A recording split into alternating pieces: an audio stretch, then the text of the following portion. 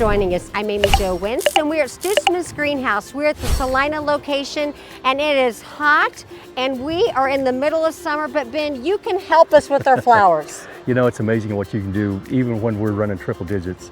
And, you know, patio planters are probably the #1 go-to. You know, a lot of people still like to plant their own things, but you take a large patio planter like this, it's instant wow.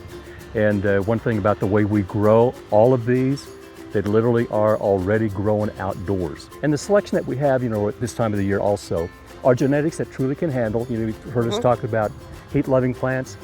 These are heat-loving plants. You have new things coming in all the time, and they're ready for their heat. You've grown them at Stu Smith's, yes. So we can just put them in and not to worry. Exactly.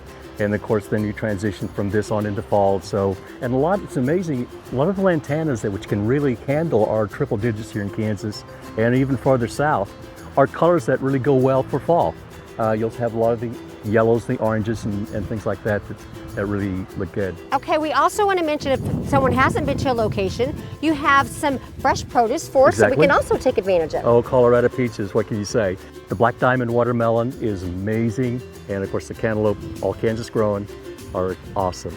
That's Stu Smith's greenhouse. Be sure to visit one of the 12 locations nearest you and go to StuSmiths.com for more information.